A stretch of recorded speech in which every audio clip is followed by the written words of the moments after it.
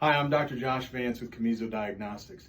We're going to talk about the case of the day, and today we dealt with a headache that was pretty substantial. It actually classifies it as a migraine, and so I just wanted to show you how we kind of triage through that.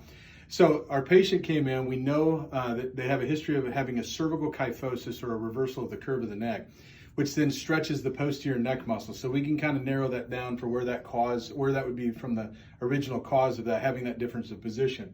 But was complaining of having to look down quite a bit, which then is now triggered into some ocular findings where we were getting streaks along in her vision, had these white streaks, and didn't have a headache yet, but she said she knew that she was going to get a headache from that. So what we did is we went through and picked from what was the closest to her head pain. And so we know it started in the back of her neck. So we went through and just scrolled through, finding exactly which one looks like her pattern of pain. And it was actually this one right here, the splenius cervicus.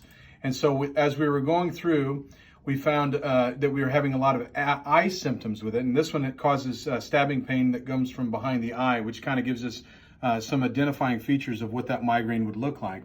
And so this is the anatomy. And so what I did is I palpated the back side of her neck and found this trigger point that was up here in this muscle group right here. And I explained to her that's what I was finding. So this is a really awesome technique to be able to help a migraine sufferer. And coming in at this one was coming in at about a level of an 8. And so we try to get a hold of a migraine in its active form. And if we can just find the right trigger point and squeeze on it or use some sort of therapy on it, what happens is they can walk out with little to no pain and even stop the visual cues or the ocular portion of that, seeing the lights or the auras that come with that. So what we did is I went up there on her neck, and after I adjusted her neck, I actually pinched on that muscle and held pressure for that to work on that trigger point.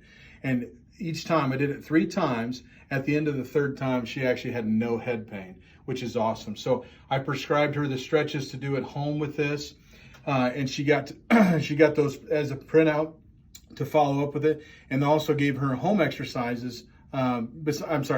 Icing exercises at home, and then I identified exactly what she's not supposed to do. And this is the big part of it. 50% of our job is trying to figure out what muscle group, what tissue, what joint, what nerve is being irritated or affecting it. And then also the other half is to teach them ergonomics in real time to stop doing these things so they don't get another trigger for it. And this is very successful. In fact, the patient looks at it and says, "Oh my goodness, I'm doing all of these." Well, that tells me that this is probably where the trigger of her migraines are coming from. Not only do we want to try to correct the position of her kyphosis, but we also want to go after the areas that are going to trigger in her lifestyle. A lot of that is a big improvement when you can just get them to elevate their monitor, or you do something that keeps them from looking at their smart device. They respond so much better. So it's like a tug of war. If we can just get them to remove the other people on the other side of the team on the tugging, like going into forward flexion, when this muscle is being pulled at the top here, we see that they have this muscle being strained. That's where most of those symptoms come from in the migraine. So that was the case of the day today. She was very happy, very successful, and we love getting a hold of people with migraines because we can walk out or let them walk out with very little pain, maybe drop down to less than a 1 or even a 0. So enjoy. Have a good day.